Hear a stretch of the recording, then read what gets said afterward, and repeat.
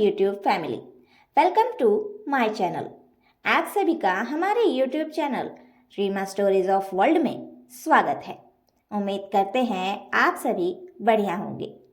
Friends, तो आ गई है आप सभी के लिए एक और नई मज़ेदार और जोरदार कहानी।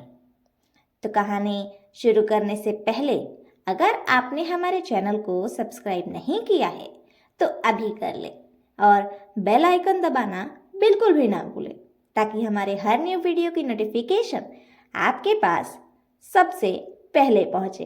तो चलिए आपका ज़्यादा समय न लेते हुए कहानी शुरू करते हैं।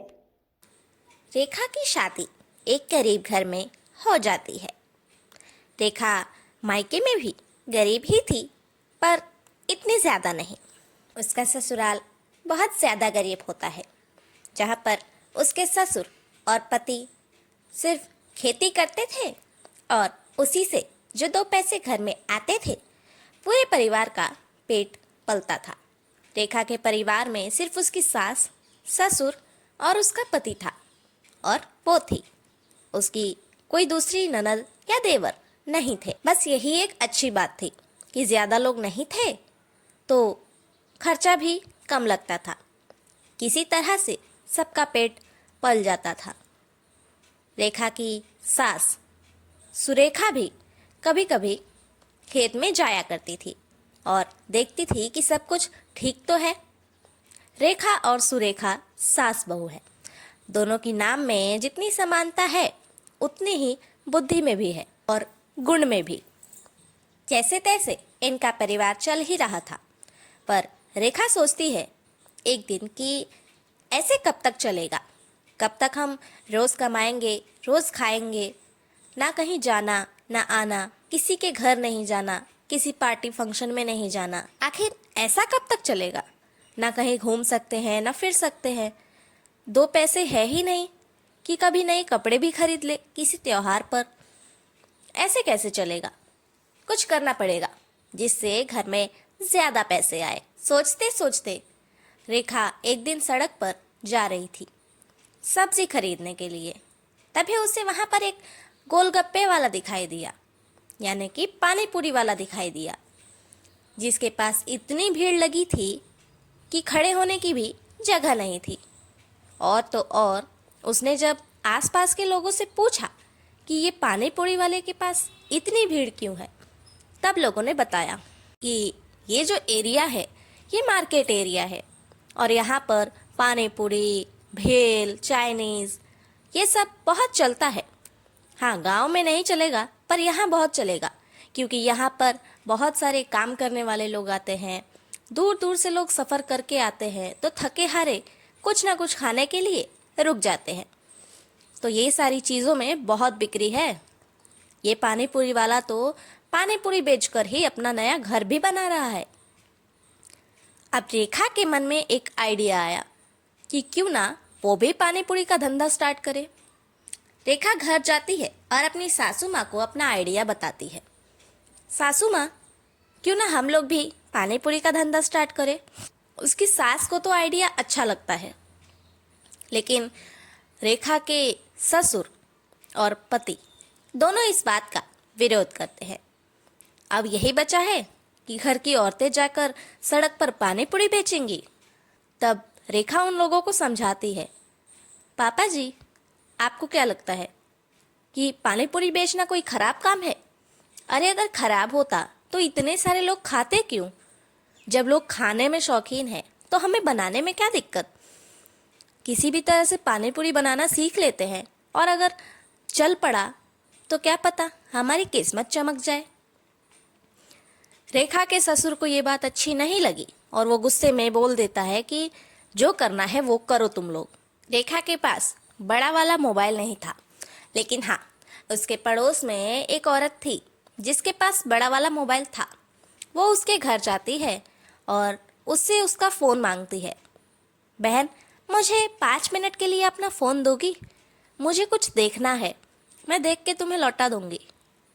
उसके बाद रेखा उसका फ़ोन लेकर उस फ़ोन में पानी पूरी कैसे बनाते हैं ये देखती है, और सब कुछ देखकर जब उसे अच्छे से याद हो जाता है कि पानी पूरी कैसे बनती है। तब वो घर जाती है और फटाफट बनाने लगती है। पानी पूरी तैयार होने के बाद उसने अपनी सासू माँ को चखाया, फिर ससुर जी को और फिर अपने पति को।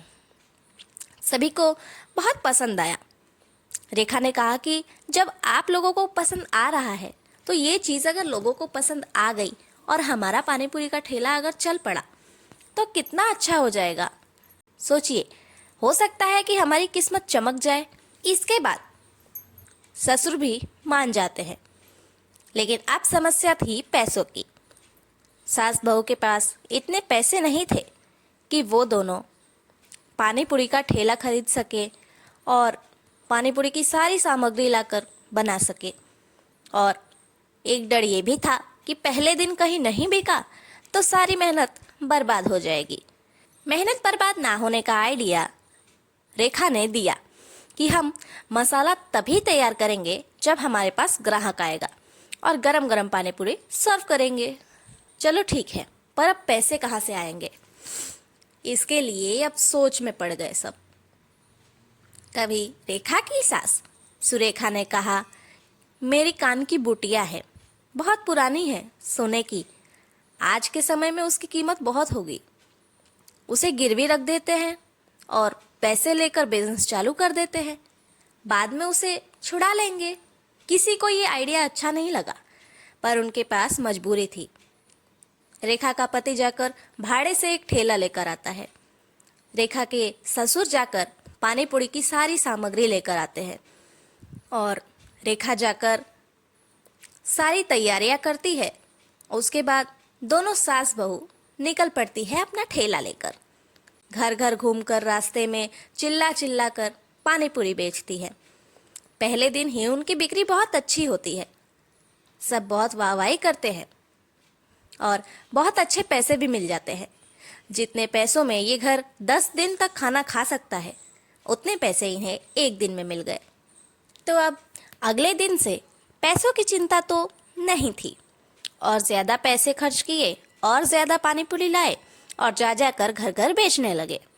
दिन भर घूम घूम कर दोनों सास बहू बहुत थक जाती थी, पर फिर भी उनका नया बिजनेस था और उन्हें उसे फेमस करना था, इसलिए वो बिना थके हारे चलती जाती है।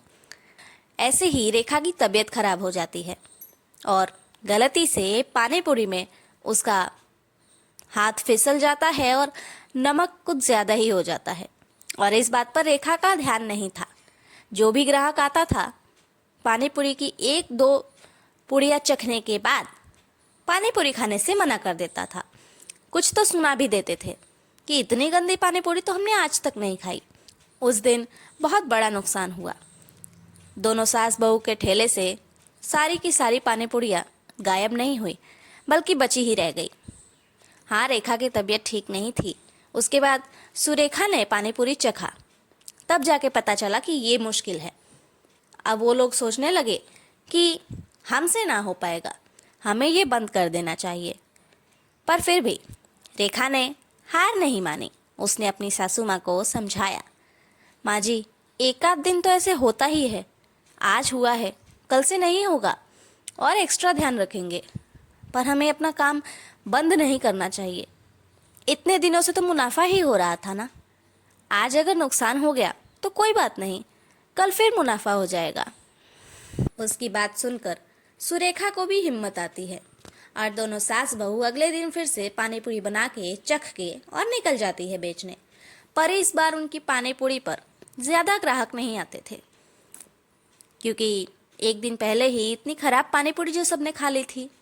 अब कैसे बिकेगी इनकी पानी पूरी, कैसे चलेगा इनके घर का खर्च, कैसे होगा इनका मुनाफा और पानी पूरी में खर्च किए हुए पैसे कैसे वसूल होंगे, ये जानने के लिए आपको देखना होगा इस कहानी का पार्ट 2, जो हम जल्द ही लेकर आएंगे आप सभी के लिए।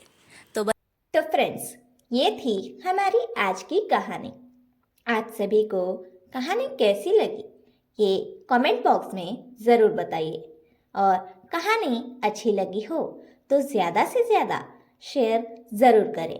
Thank you.